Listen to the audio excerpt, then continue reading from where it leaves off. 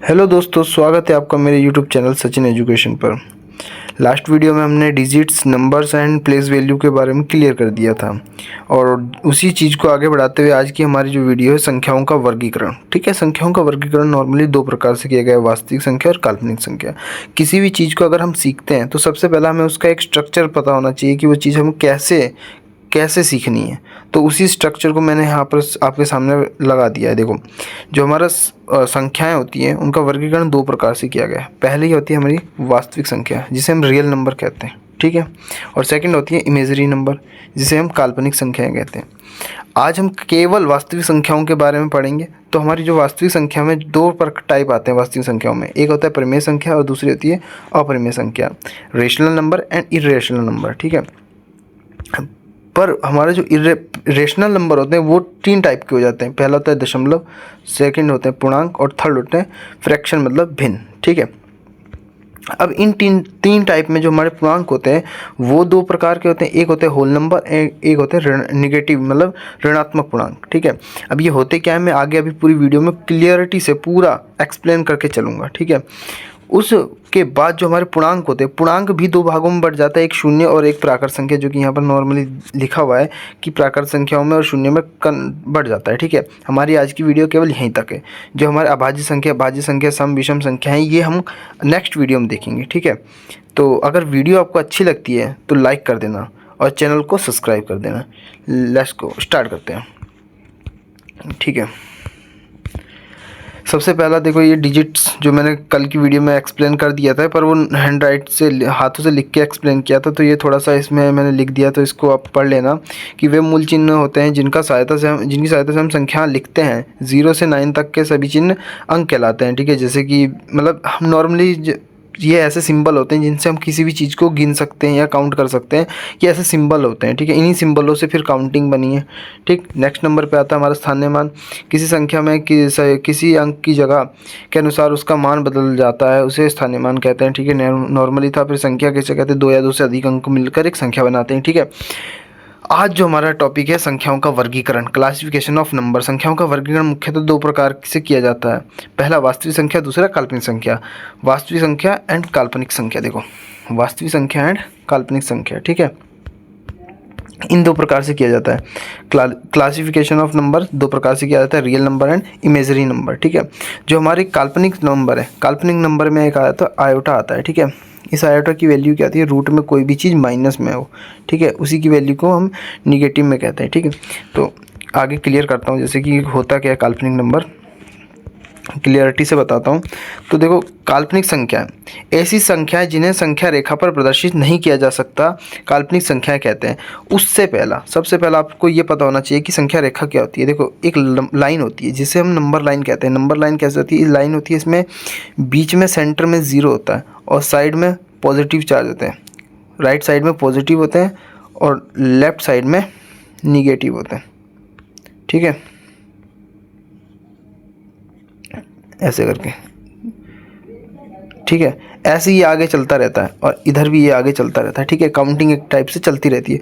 ये इन्फिनिटी तक होता है और इधर भी ये इन्फिनिटी तक होता है। इसी को हम नंबर लाइन कहते हैं। ठीक है, संख्या रेखा कहते हैं। जिन नंबरों को हम इस संख्या रेखा पर शो कर देते हैं उन्हीं को हम उन्हें कहते हैं हम रियल नंबर, और जो जिन्हें नहीं शो कर पाते हैं उन्हें कहते हैं हम काल्पनिक संख्या मतलब इमेजरी नंबर। ठीक है, और एक और चीज़ होती है इसमें, जो ये रूट जैसे उदाहरण दे रखा है, रूट माइनस टू क्या रखा है इसे, ये एक इमेजरी नंबर है। ठीक है, ऐसे और भी इमेजरी नंबर्स हो सकते हैं जैसे कि तुम्हारा -3। ठीक है, यही क्यों है इमेजरी नंबर, क्योंकि इनमें जो ये माइनस है ना, इस माइनस के कारण से ये इमेजरी नंबर में आते हैं। जो ये माइनस होता है ये आयोटा की वैल्यू होती है। आयोटा की जो अभी मैंने शुरू में बताया था, आयोटा की वैल्यू होती है। आयोटा की वैल्यू होती है माइनस में कोई भी डिजिट। ठीक है, कोई भी नंबर। ठीक है, ठीक, तो ये होता है हमारा काल्पनिक संख्या। ठीक है, सेकंड नंबर पे आती है हमारी वास्तविक संख्या।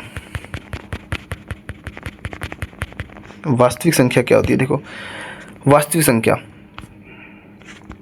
वे ऐसी सभी संख्याएं जिन्हें संख्या रेखा पर दर्शाया जा सकता है। अभी मैंने नंबर लाइन बताई थी आपको कैसी होती है, एक सीधी स्ट्रेच लाइन होती है, इसके बीच में एक 0 होता है और इस साइड पॉजिटिव चलते हैं सब, और इस साइड जो होता है वो निगेटिव चलते हैं। ठीक है, निगेटिव नंबर्स चलते हैं और इसको हम संख्या रेखा बोल देते हैं। ठीक है, ये हमारी संख्या रेखा होती है। और इस संख्या रेखा पर जो जो नंबर, जिन नंबरों को हम शो कर सकते हैं वही हमारी वास्तविक संख्या कहलाती हैं। देखो जैसे 0, 1, -1, 4.5 एंड √3। अभी हमने काल्पनिक नंबर में देखा था -√3 एक काल्पनिक संख्या है, इमेजरी नंबर है। बट जो √3 है ये एक रियल नंबर है। क्यों? क्योंकि देखो इसमें ये जो माइनस था ये आयोटा बना देता है, जो कि इमेजरी नंबर के एक पार्ट होता है। पर जो ये √3 है ये अगर बाहर निकलेगा तो पॉइंट में बाहर निकलेगा, और पॉइंट की चीज़ को हम दशमलव में संख्या रेखा पर दर्शा सकते हैं। ये बात हमेशा याद रखना, ठीक है।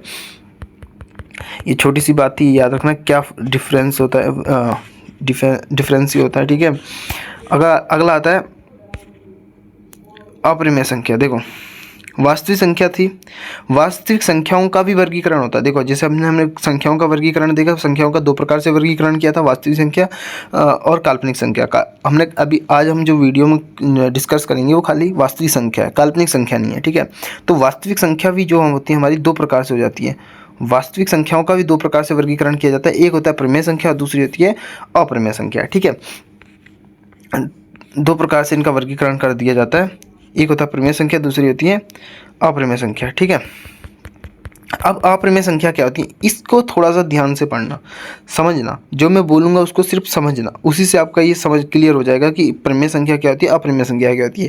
रेशनल और इनरेशनल में कभी कोई डाउट नहीं होगा, आराम से सुनते हो तो। देखो जिन संख्याओं को भिन्न p/q के रूप में लिखा जा सकता है उन्हें अप्रमेय संख्या कहा जाता है, या इनका दशमलव प्रसार ना तो समाप्त होता है और ना ही दोहराता है, ठीक है। ये नॉर्मली सी बात, एक छोटी सी लाइन थी ये, कि वह संख्या जिन्हें p/q के रूप में लिखा जाता है। पर ये p/q क्या होता है, बहुत बच्चों का डाउट होता है। p/q रट्टा मार के रखते हैं, p/q p और q पूर्णांक है, ठीक है। पूर्णांक अभी आगे हम बताएंगे, क्लियर करेंगे पूर्णांक क्या होता है, ठीक है। पूर्णांक हम पढ़ेंगे प्रमेय संख्या में, ठीक है। पूर्णांक प्रमेय संख्या का एक टॉपिक है, पर यहाँ p/q के रूप में यूज कर लिया। क्यों कर लिया ये याद रखना, जो p/q के रूप में लिखने का मतलब होता है उसको एक भिन्न के रूप में लिखना। ऊपर जो हो तुम्हारा अंश हो, नीचे तुम्हारा हर हो, इस रूप में इसको शो करने को ही हम क्या कह देते हैं, अप्रमेय संख्या। जैसे मैंने देखा दूसरे शब्दों में कहते हैं, तो दूसरे शब्दों में कहे तो ऐसी संख्या जो अंश व हर के रूप में नहीं होती अप्रमेय संख्या कहलाती है। जो अंश और हर के रूप में नहीं होती, इस रूप में वो नहीं होनी चाहिए, उसको हम कहते हैं अप्रमेय संख्या, ठीक है। जैसे कि पाई की वैल्यू तुम्हें पता होगी, आपको एक वैल्यू पता होगी 22/7, ठीक है। 22/7 है, ठीक है। अब 7 से जब 22 को काटते हो ना तो ये वैल्यू आती है। अब इस वैल्यू में तुम देख लो पॉइंट के बाद कोई भी नंबर रिपीट नहीं हो रहा होगा। देखो अगर यहाँ 14 है तो यहाँ 15 हो गया, ठीक है, रिपीट नहीं हो रहा है। देखो भले 1 आया पर 1 एक अंक डिजिट के बाद 1 आया, ठीक है। ये जो 1 आया वो रिपीट हुआ तो एक डिजिट के बाद हुआ, पर सेम रिपीट नहीं होगा, ठीक है। एक क्रम में सेम रिपीट नहीं होगा। रिपीट होना मतलब ऐसे कि 1 1 1 1 1 ये रिपीट होना, ठीक है। रिपीट होना मतलब कि 2 5 2 5 एंड 2 5 ये होता है रिपीट होना, ठीक है। ऐसा कोई क्रम नहीं बन रहा होगा, ऐसी कोई सीरीज़ नहीं बन रही होगी, उसी को हम अप्रमेय संख्या कहते हैं, ठीक है। यूरल संख्या भी एक अप्रमेय संख्या होती है, ठीक है। और रूट में कोई भी अभाज्य संख्या, जैसे ये एक लाइन लिखी है ना, सभी अभाज्य संख्याओं के वर्गमूल कोई भी रूट में, सबसे छोटी अभाज्य संख्या कौन सी है सभी को पता होगी, 2 होती है, ठीक है। अब ये टॉपिक हम अगली वीडियो में करेंगे, पर नॉर्मली छोटा मोटा याद कर लो कि सबसे छोटी जो हमारी अभाज्य संख्या होती है वो 2 होती है। तो इसको जब मैं वर्गमूल से बाहर निकालूंगा तो एक ऐसा दशमलव में चीज़ आएगी जो कि रिपीट भी नहीं हो रही, जो दोहराता भी नहीं होगा, ठीक है। मतलब रिपीट नहीं हो रही और समाप्त भी नहीं होगा, उसका दशमलव के बाद का अंक समाप्त भी नहीं हो रहा, जैसे देखो इनका नहीं हो रहा है, ठीक है। ऐसे ही √3 भी एक हमारी अभाज्य संख्या ही हुई, ठीक है। √5 भी एक अभाज्य संख्या हुई। ऐसे ही जो भी अभाज्य संख्या है उनका रूट कर लोगे, वर्गमूल कर लोगे, वो सब किस में आएंगी, अप्रमेय संख्या में आएंगी, ठीक है। इसके बाद अगर आपको ये अप्रमेय संख्या क्लियर हो जाती है तो कमेंट कर देना, ठीक है। नहीं होती तो मैं अप्रमेय संख्या को एक बार दोबारा से बता दूंगा नेक्स्ट वीडियो में। अब जो हमारी नेक्स्ट टॉपिक है वो है प्रमेय संख्या। इम्पोर्टेंट और मोस्ट इम्पोर्टेंट टॉपिक है प्रमेय संख्या। देखो प्रमेय संख्या को रेशनल नंबर कहते हैं। अगर हम इसको जानना चाहें क्या होती है, जिन संख्याओं को भिन्न के रूप में, भिन्न अभी मैंने बताया अंश और हर, p/q का कहने का मतलब ही भिन्न होता है। कोई p/q कोई यूनिक चीज़ नहीं है। p और q से शो किया जाता है अंश और हर को, ये हमेशा याद रखना। p माने होता है तुम्हारा अंश, ठीक है, और q माने होता है हर, न्यूमरेटर और डिनोमिनेटर होता है, ठीक है। और जो ये p है और ये जो q है ये पूर्णांक होने चाहिए। पूर्णांक आगे जाके समझ में आएगा, जब मैं वो पूर्णांक का टॉपिक उठाऊंगा ना उसके बाद तुम्हें तुरंत आके ये बताऊंगा p और q क्यों पूर्णांक है, क्या है, क्यों होता है, ठीक है, क्या रीज़न है। उससे पहले तुम हमेशा ये याद कर लो आप लोग कि जिन संख्याओं को p बटे क्यू के रूप में लिखा जा सकता है उन्हीं को हम प्रमेय संख्या कहते हैं, ठीक है। p बटे क्यू मतलब जिन्हें भिन्न के रूप में लिखा जा सकता है, 5.4, ठीक है, या 1 भी एक देखो प्रमेय संख्या। नॉर्मली बच्चे सोचते हैं कि 1 एक प्रमेय संख्या नहीं है। 1 एक प्रमेय संख्या क्यों, क्योंकि इसके नीचे में 1 है। किसी के भी हर में अगर कोई चीज़ नहीं है वहाँ हमेशा कौन होगा, 1। जैसे ये 5 लिखा है, नॉर्मल 5 लिखा है, पर ये इसके बट्टे में है कौन है, 1 है, ठीक है। तो ये भी एक प्रमेय संख्या है, 5 भी क्या है, एक प्रमेय संख्या है, समझे। नॉर्मल सी बात होती है, ठीक। कोई भी डिजिट, कोई भी नंबर है वो प्रमेय संख्या है, जैसे कि 0। अब लोग सोचेंगे कि ये 0 प्रमेय संख्या नहीं होगी क्योंकि इसको p बट्टे क्यू के रूप में तो लिखा नहीं है। ये जो है वो p बट्टे क्यू के रूप में तो लिखा नहीं है, लेकिन इसके नीचे 1 है। जैसे ही इसके नीचे 1 आया तो देखो ये बिल्कुल सेम फॉर्म नहीं बन गई p बाई क्यू की, बनी कि नहीं बनी, बन गई ना। तो इसलिए 0 भी एक प्रमेय संख्या होती है, ठीक है, नॉर्मल सी बात होती है, ठीक। ऐसे ही जितने भी हमारी काउंटिंग होती है 1 से लेके या 0 से लेके जितनी भी काउंटिंग है हमारी इन्फिनिटी तक, जितनी काउंटिंग है सब प्रमेय संख्या है। उनके अलावा सभी भिन्न भी हमारी क्या है, प्रमेय संख्या है, ठीक है। देखो 0 से लेके इन्फिनिटी तक, यहाँ इन्फिनिटी आना चाहिए, इन्फिनिटी का चिन्ह ऐसा होता है, रुको मैं दिखाता हूँ। यहाँ थोड़ा इसको आगे कर दो तो देखो ये 0 1 2 3, तो यहाँ आता है इन्फिनिटी का चिन्ह, ठीक है। जितने भी नंबर हैं वो सब हमारी प्रमेय संख्या, भले वो पॉजिटिव हो या नेगेटिव हो, अगर उन्हें p बाई क्यू के रूप में हमने लिख दिया तो वो हमारी प्रमेय संख्या है, ठीक है। अब प्रमेय संख्या मैंने जैसे ही बताया था शुरू में, प्रमेय संख्या प्रमेय संख्या भी 3 टाइप की हो जाती है, एक पॉजिटिव, नेगेटिव एंड शून्य, ठीक है। उन शून्य इन सभी को मिला के जो हमारा बनता है वो होता है पूर्णांक, ठीक है। इन सभी को मिला के जो बनता है वो होता है अपना पूर्णांक इंटीजर्स नंबर, या इन्हें हम इंटीजर्स भी कह सकते हैं, नंबर लगाने की जरूरत नहीं होती है, वैसे इंटीजर्स भी कहते हैं, ठीक है। पूर्णांक प्रमेय संख्या के बाद जो हमारा आता है वो पूर्णांक होता है। ये पूर्णांक जो होता है प्रमेय संख्या की ये एक पार्ट होता है, ठीक है। तो कभी कोई कंफ्यूज मत होना कि पूर्णांक अलग है प्रमेय संख्या अलग है, नहीं, प्रमेय संख्या में ही एक जो पार्ट है वही पूर्णांक है, ठीक है। पूर्णांक में क्या आता है, देखो पूर्णांक वह संख्या है जिसमें 0 ऋणात्मक एवं धनात्मक शामिल होते हैं। रुको एक मिनट, एक गलती हो गई, इसमें एक गलती हो गई, ये हुई थी जो हमारा ये क्यों होता है, ये क्यों, रुको एक मिनट, जो ये हमारा क्यों होता है, ये क्यों, ये कभी भी 0 के इक्वल नहीं होता। क्यों नहीं होता, जब भी कोई संख्या के नीचे हर के रूप में, किसी भी संख्या के हर के रूप में 0 आ जाए, भले वो 1 भी हो, 1/0 हो जाए तो वो हमेशा इन्फिनिटी बनाता है, या भले वो 2/0 हो जाए तो वो हमेशा क्या बनाएगा, इन्फिनिटी बनाएगा। और इन्फिनिटी कभी भी प्रमेय संख्या नहीं होती, ये बात मैं बताना भूल गया था। तो पूर्णांक है, ठीक है, ये क्लियर होना चाहिए था, इसलिए मैं क्लियर करने आया था, ठीक है। आगे चलते हैं अभी हम पूर्णांक जैसे अभी मैंने यहाँ लिख रखा है पूर्णांक। देखो जैसे नंबर लाइन होती है ना, पूर्णांक सेम नंबर लाइन जैसे होते हैं। देखो नंबर लाइन में बीच में 0 होता है, ये 0 है। इधर पॉजिटिव, राइट साइड में पॉजिटिव चल रहे हैं सब, राइट साइड में पॉजिटिव चल रहे हैं, ठीक है। लेफ्ट साइड में सब निगेटिव चल रहे हैं, सब निगेटिव चल रहे हैं। और ये इन्फिनिटी तक जा रहे हैं, ये भी इन्फिनिटी तक जा रहे हैं, और बीच में 0 as like a number line, ठीक है। संख्या रेखा की तरह ही पूर्णांक होते हैं। पूर्णांक में पॉजिटिव चार्ज भी, कहने का मतलब है पूर्णांक में पॉजिटिव नंबर भी होते हैं, निगेटिव नंबर भी होते हैं, ये निगेटिव नंबर भी होते हैं और पॉजिटिव नंबर भी होते हैं, और 0 भी होता है, ठीक है। तो एक पूर्णांक ऐसा है जिसमें पॉजिटिव नंबर भी एग्जिस्ट करते हैं, 0 भी एग्जिस्ट करता है एंड नेगेटिव नंबर भी एग्जिस्ट करता है। इसके बाद जितने भी टाइप के नंबर मैं बताऊंगा वो सब पूर्णांक से रिलेटेड होंगे और पूर्णांक के अंदर से ही निकलने होंगे। वो सब नंबर पूर्णांक हो सकते हैं पर पूर्णांक वो सब नंबर नहीं हो सकता, हमेशा याद रखना, क्योंकि नॉर्मली सिंपल क्वेश्चन पूछे जाते हैं इस चीज़ से, ठीक है। अगले नेक्स्ट नंबर पे जो आप हमारा आता है प्राकृत संख्या। देखो हमने जो पूर्णांक पढ़े थे उसमें क्या आ रहा था, देखो माइनस, जो हमने पढ़े थे उसमें आ रहे थे minus infinity and 0 and plus infinity. Short form में कहें तो पूर्णांक यही तो था ना। इसमें से अगर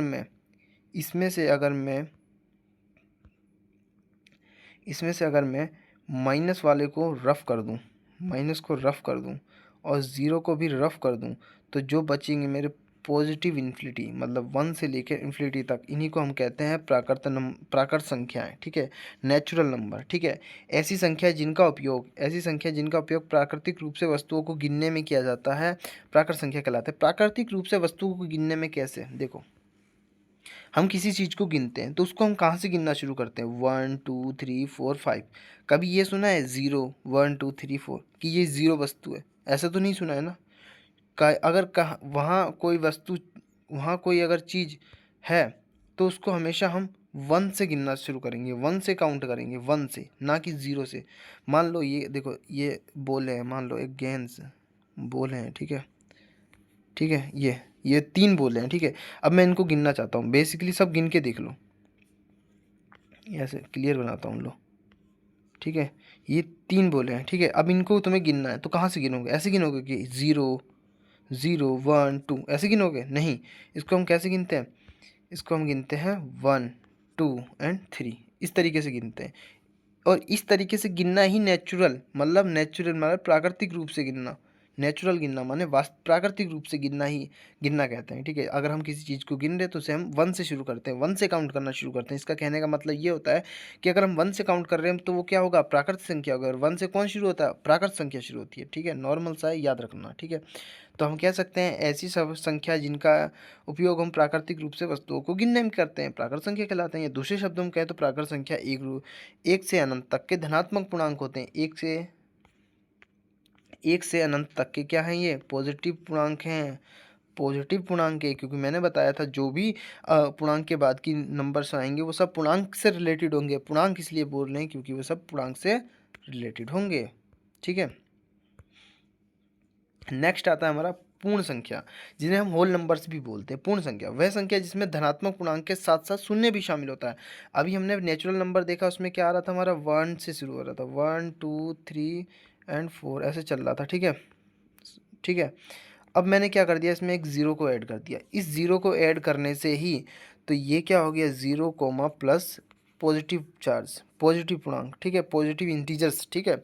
0 प्लस पॉजिटिव इंटीजर्स मिलकर क्या बनाते हैं, हमने इन ये दोनों मिल जाए तो बनता है अपना पूर्ण संख्या माने होल नंबर्स, ठीक है। कहने का मतलब अगर हमने प्राकृत संख्याओं, एक तरफ से हम कहें, अगर एक शॉर्ट फॉर्म में कहना चाहें तो हम अगर प्राकृत संख्याओं में प्राकृत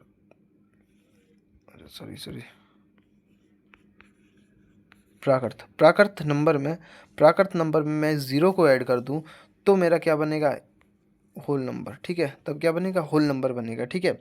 ये नॉर्मल सी बात है।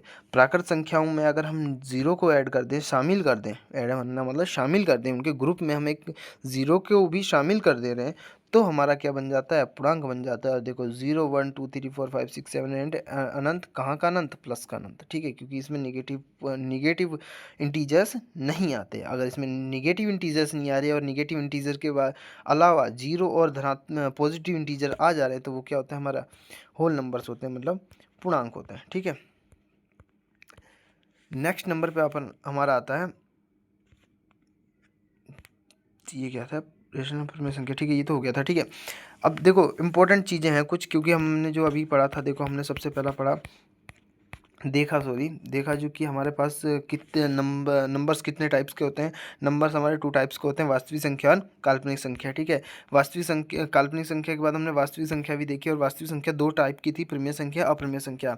प्रमेय संख्या जो p/q के रूप में नहीं लिखी जा सकती उन्हें हम कहते हैं अप्रमेय संख्या, इरेशनल नंबर। रेशनल नंबर क्या होती है, प्रमेय संख्या जिन्हें p/q के रूप में लिखा जाता है। p/q कोई एक सेपरेट चीज़ नहीं है, अलग से कोई चीज़ नहीं होती है। p/q अंश और हर मतलब भिन्न ही होती है, फ्रैक्शन ही p/q होता है, ठीक है, एक तरफ से, ठीक है। उसके बाद हमारा प्रमेय संख्या का अंदर का एक पार्ट आता है पूर्णांक। पूर्णांक में हमारे पॉजिटिव इंटीजर्स, पॉजिटिव नंबर आते हैं, निगेटिव नंबर आते हैं एंड 0, तीनों नंबर आते हैं। As like as number line की तरह होता है ये, ठीक है। और अपूर्णांक में ही हमारा एक टॉपिक आ जाता है प्राकृत संख्या। प्राकृत संख्या में हमारे केवल पॉजिटिव इंटीजर्स आते हैं। पूर्ण में हमारे पॉजिटिव एंड 0 दोनों आते हैं, ठीक है। एंड अब जो इम्पोर्टेंट चीज़ है वो ध्यान देने, जो अभी हमने पूरा पढ़ा उसका सारांश है कि संख्या 2 प्रकार की होती है, वास्तविक और काल्पनिक। वास्तविक संख्या भी 2 प्रकार की हो जाती है, प्रमेय संख्या, अप्रमेय संख्या। प्रमेय संख्या भी 3 प्रकार की होती है, दशमलव पूर्णांक भिन्न। अब हम जो उसके बाद जो उठाते हैं वो होता है हमारा पूर्णांक। पूर्णांक में हमारा ऋणात्मक पूर्णांक, धनात्मक पूर्णांक और शून्य आता है। और शून्य के बाद जो हमारे धनात्मक पूर्णांक होते हैं उन्हीं को हम प्राकृत संख्या कहते हैं। धनात्मक पूर्णांक और शून्य को जो मिला देते हैं उसको हम पूर्ण संख्या कहते हैं। बस ठीक है। और वीडियो अच्छी लगी है तो उसको लाइक कर देना और चैनल को सब्सक्राइब कर देना। और धन्यवाद। ठीक है।